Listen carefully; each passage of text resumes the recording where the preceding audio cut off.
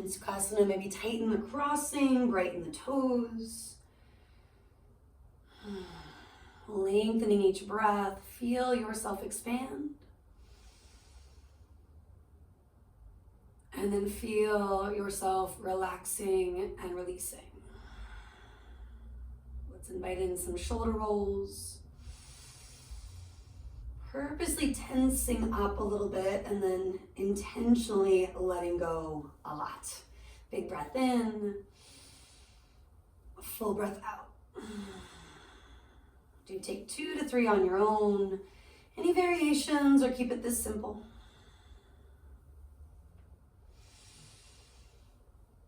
And then do arch and round a few times, cat-cow-like movements. Right into a flow with the breath, or maybe slow it down. Linger in one phase or the other.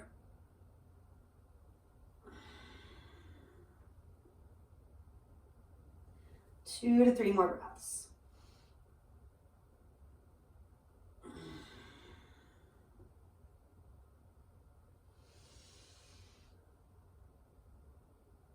And then just noticing as you come back to neutral what happened in the face. There might be areas that could soften, including the inner upper eyebrows, the mind's eye, the area around the jaw, the throat. Maybe lick your lips, swallow to help in that process. And then do consider fluttering the lips out once or twice from there. Big inhale. Horse exhalation one more time. Big breath in.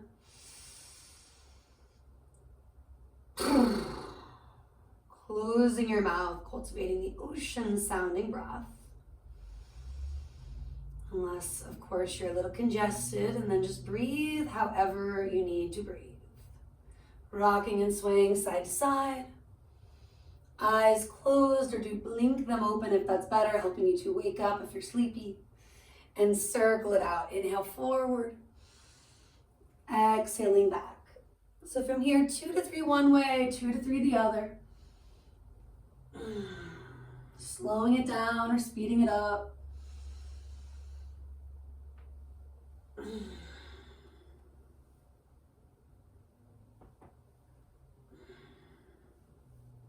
And then all you're going to do is switch the crossing of the legs and continue with your Sufi circles.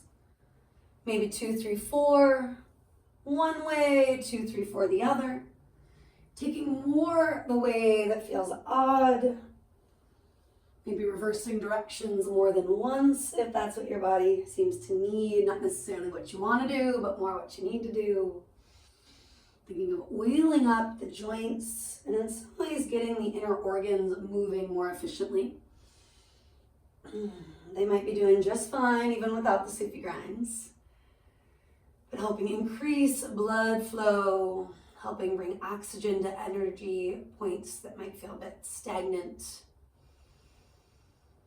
Sending prana where you need it most. Let's reach the arms up.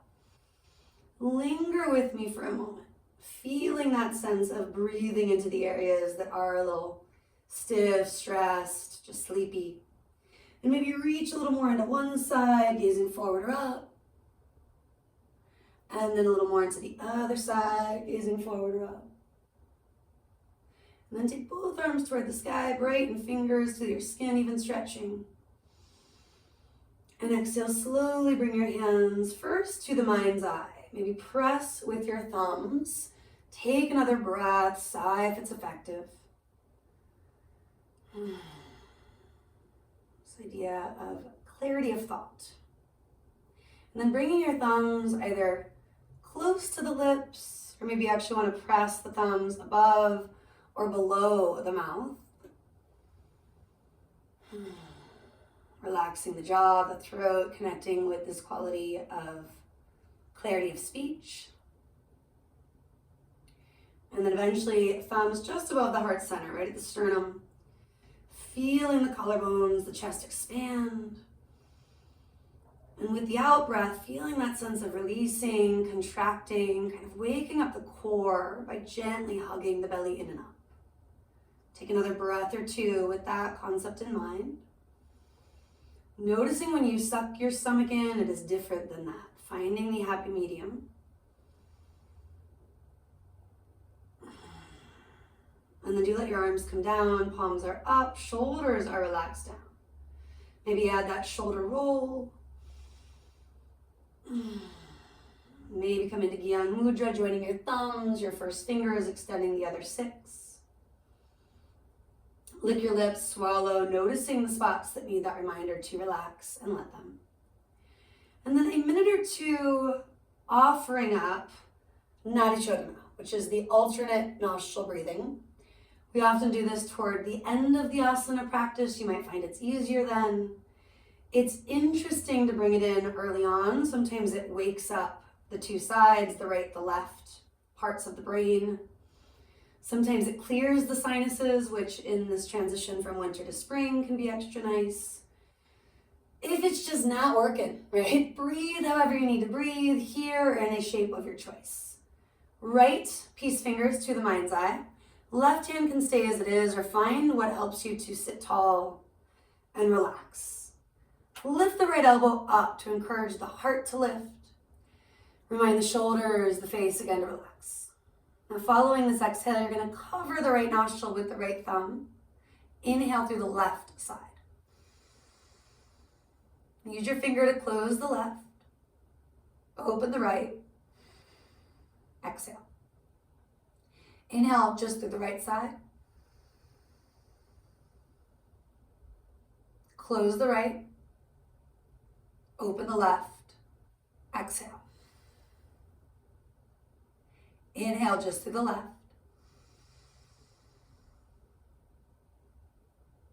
Closing the left, open the right. Keep going with that. I'd say 2 to 3 more on each side. Or if you feel really called to stay on one side for an extra breath or two, working with the single nostril breathing for a moment, you could.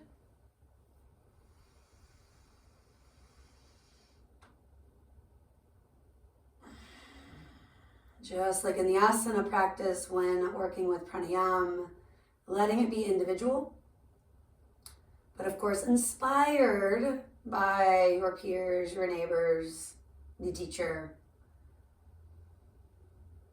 Noting that you really are your own best guide in many moments, however, not taking yourself too far, too fast. If you got a little dizzy, it can happen. You want to lengthen the inhale when you come back to that basic breath. And for now, maybe open the mouth and just release however feels good. That could be a horse style breath or not. Maybe even a lion's roar, sticking out the tongue, getting stuff up and out when it needs to go. Last time on your own.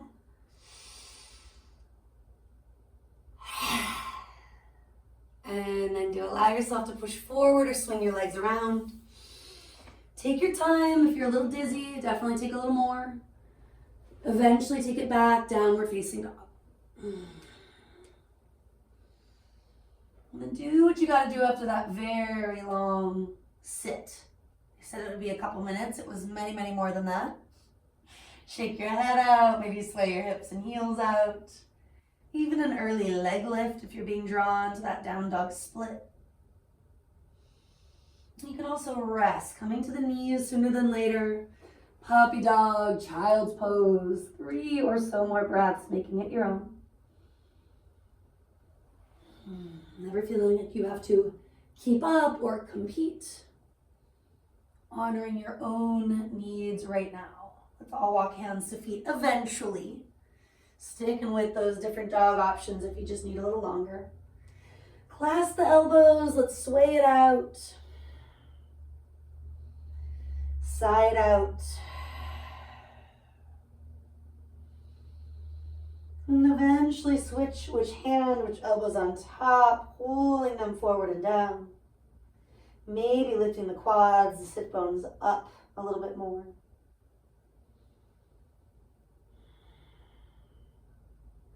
And I'm going to roll it up. You can always lengthen and lift. Take a few breaths to get there.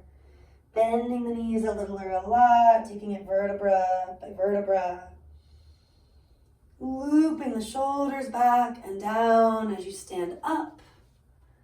Feel the crown reaching toward the sky, your shoulder blades, your tailbone toward the earth. Palms spin forward, brighten the fingers, feeling that idea of the pranavayus. Breath, oxygen, energy moving where it needs to go. Inhale, let's reach the arms up. Exhale, opening the chest, melt the shoulders, cactus it out. Inhale, reaching without shrugging, maybe look up. Exhale, diving, arms can go wide or through the midline, come on down. Inhaling, listening for an ocean sound as you draw the heart forward. Keep the ocean sound as you melt the heart toward the legs, you drop the head toward the earth. Inhaling, take up space. Again, maybe look up, maybe not. Gentle back bend feeling. Exhale, hands to prayer. One more like that. You inhale, you reach. Exhale, cactus. Inhale, reach. And exhale, fold.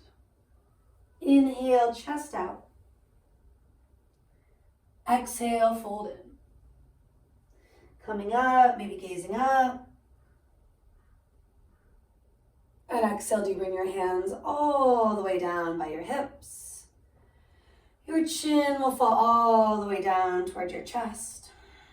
And let's just circle it out. Now, in the mornings, in particular, my neck is often needing less of a circle at first. And then after several breaths, maybe I can get into the full thing. I did this prior to class, so I'm able to go for it, but really notice there are days where we just sleep funky and the neck really needs to hang in one spot or the other. We need to kind of cross the arm over and massage one area and or another. Or maybe you're changing up the neck stretch, but confronting that stuff in a way that feels right. Before rolling or lengthening to fold yourself back down. Calming the nervous system with that ragdoll waterfall feeling. Each exhale, let the front ribs melt toward the thighs. Each inhale, feel the expansion behind the heart into the side ribs. Opening up parts of the lung tissue that might be a little bit sticky or stubborn. Only after lots of breath here, check in that the feet are roughly hip width, so maybe a little bit narrower. Walking it out to downward facing dog, finding your way into that stretch. You want it to feel sustainable, brighten fingers, maybe pedal out the heels. And if what you need is a few moments to come to the knees and rest, puppy dog, chest low, hips high. Child's pose, sitting all the way back to the heels, forehead to the earth. Or of course, something like dolphin, if it's just about getting off of your hands, your wrists, your forearms feel better today, do that. That could even apply to plank, where we're headed. Building that pose from down dog, or maybe from the knees, from the forearms. Taking yourself into it, out of breath, 2 to move. Another breath or 2 in stillness. Now, yes, it's still shaping you, right? You're still moving a little bit, just not big shifts. Honing your drishti, gazing at one spot. Keep pushing forward with the heart, maybe shift a little forward in the feet. Elbows draw in and back and as slow as you can go. Another breath or 2 if possible, taking it down to the belly. Reaching the legs back, arms back. Interlace fingers, root to rise on the breath. Inhale, float it up. For now, exhale, float it down. If it's too much to interlace, strap or hooking thumbs as options. And moving up and down a couple more times. Waking up that spot behind the heart. Inner shoulder blades move forward. Shoulder heads loop back. On the third, fourth, maybe fifth round, stay a little longer. If you're feeling really strong today, let's lift the legs right away. Locust. Building strength in the inner thighs, stimulating your digestive system. One more inhale. And then finally exhale, come all the way down. Turn to one ear for a few breaths. Let it out if you just need to through the mouth, if you just want to. Switch which hand is on top and which ear is where. Subtle but important, at least to occasionally think about. And after a few breaths there, bring it all to neutral. Other thumb on top, or reconsider, right? You've got that moment to find your way into what works. First, a few back bends. Ground through the feet. Pull the heart forward and up, more like cobra. Exhale, everything stays in neutral. Take it down. Root to rise. Kneecaps are off the earth. Tops of the feet are on the earth. Exhale. At least one more like that. Going up and maybe holding. Adding the legs if and only if that's working for your low back right now. Knuckles reach back, chest forward. Let's linger a little longer. Building strength and doing all sorts of other good stuff. And then you do get to cruise all the way down. Maybe adding any wiggles, windshield wipers. I mentioned switching which side of your head you're on, which ear you're on, and maybe even which hand is on top. Changes how the shoulder blades, the back body is affected. And subtle but important. Bring everything to neutral. This time hands by the mid-ribs. Curl the toes under. Really hug the elbows to the midline. Not shortchanging that sense of space, but feeling that strength in the back body, in the triceps, and even in the core. Push to your knees or up to plank. And then back to whatever dog shape, animal, or child-inspired shape. Giving yourself a couple more big breaths, maybe returning to the horse style and or the lion's roar. And then a more traditional flow, if you're up for it, inhaling, find your way to plank. Exhaling, do take it down halfway or all of the way. Inhaling, cobra or up dog. Maybe stay for a breath to add some movement for that breath or two. And exhale, push to down dog or whatever works right now. Just building more heat through that flow for a minute or so. Resting, restoring, taking your socks off if that's what you need to do. A little sip of water if that's a way to take care of you right now. And really continuing to make your practice your own, especially when given lots of different choices. Simplifying when in doubt. Getting still for periods of time to really hone your intention. Maybe as simple as breathing in, breathing out for longer periods of time. Doing what we can to choose that single pointed focus when we need some stillness, some calm. And then eventually walk your hands back to your toes again. Walk your feet relatively wide. Take your hands behind your head and neck and press gently. I talked about that massage when you were circling your head and neck. Now maybe a little massage while you're in a bigger release for the upper back. Knees are unlocked, toes are bright. Take an inhale to draw your heart forward ever so slightly to lengthen. And then another exhale again, pressing on the back of the head and neck, fold a little further for these final breaths. Good, now drop your arms to the earth. Using your fingertips, walk your hands forward a little bit, lengthening out. And then take both hands over to the right. And with your exhale, you're going to walk your hands to your foot, ankle, or calf. And there's a subtle twist folding in. Do shift your hips a little left as the body tends to melt further right. Soft knees, bright toes. Take another couple of exhales. Bring it all back to neutral. High on fingertips, lengthen out. Walking hands left and then eventually to the foot, ankle, or calf. Do rock hips a little right as you tend to fall into that left side, balancing your foundation first, twisting, melting second. Maybe a side, two, let it up and out. And finally back to neutral, one more time, high on fingertips. Folding yourself in, you can just walk the hands. You could take your favorite variation, repeating something or making it your own. Couple more big breaths, letting something up and out when it needs to go. Imagining it dropping through the crown of your head if that's effective. And you can lengthen or roll it, stand it up. Big exhale, maybe shake it out.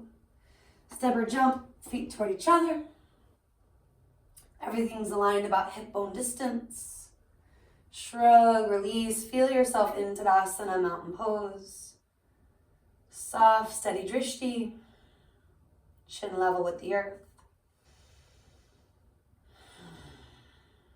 Come to your left foot, pick up your right knee. Tree, hiking that foot to the inner upper thigh or go low at the calf, maybe as low as the ankle. Let the top knee roll open without forcing anything into a hip opener. That includes the lower back staying spacious. Maybe returning to Gyan Mudra, what we did early on, maybe not. Branches or right hand to the lifted thigh. The gaze could turn up toward the sky. The standing heel could lift up, more of a dancer, ballerina approach. In total, about 5, 6 breaths or so. And then if it's within your control to send the knee forward, maybe the heel forward too. Hands could be at the heart or airplane it if it's helpful. If you're leaning back, lift the back ribs, soften the front ribs. And if you're still with me, let it go. A little shake, shimmy, a couple of breaths here. Great time for a sigh or one of those bigger exhales to clear your lungs, clear your expectations. Checking in with our egos. Standing on the right foot, pick up your left knee. Breathing in, breathing out. Hiking that foot to the inner upper thigh or go at the calf. Affirming the foot to the leg, leg to the foot.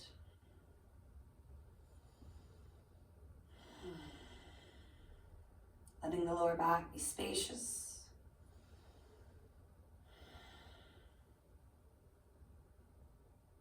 Tailbone lengthens, sternum lifts. Maybe you do start to look up.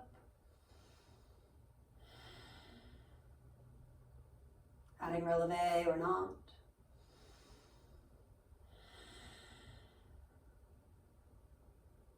Not necessarily doing what you did on side one. It can feel like a different body, noting that is normal.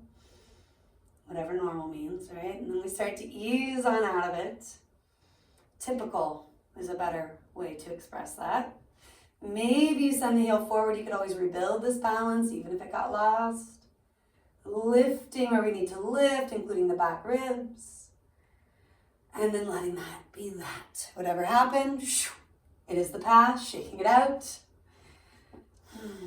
Shrug, release. Cross the arms, maybe walk the feet about mat width, kind of somewhere in between the hip width and the wide setup, if you will. These trunk rotations, thoracic circles, bring the body around. Couple times one way, couple times the other. And of course, a couple is loose in yoga. It should be 2, 3, 4. At least in this style of yoga, I should say.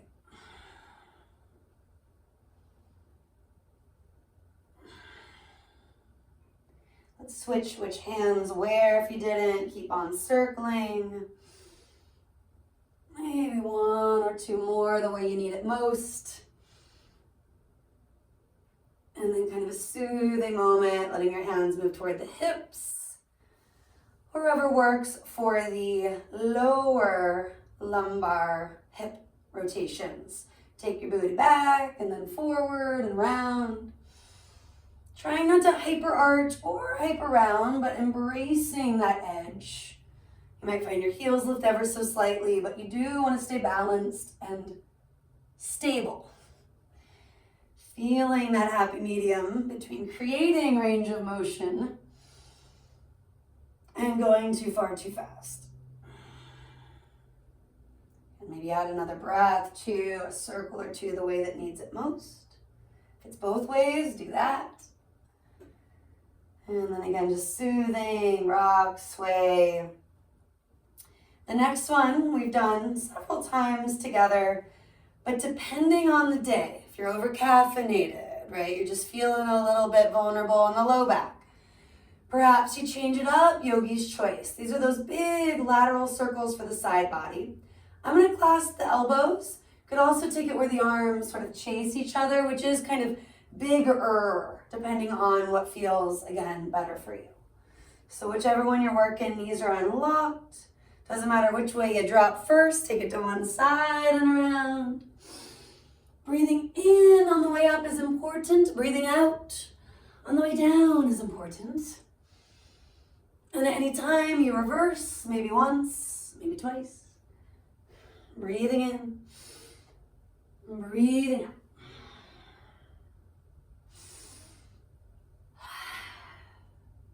This will end up in a standing fold.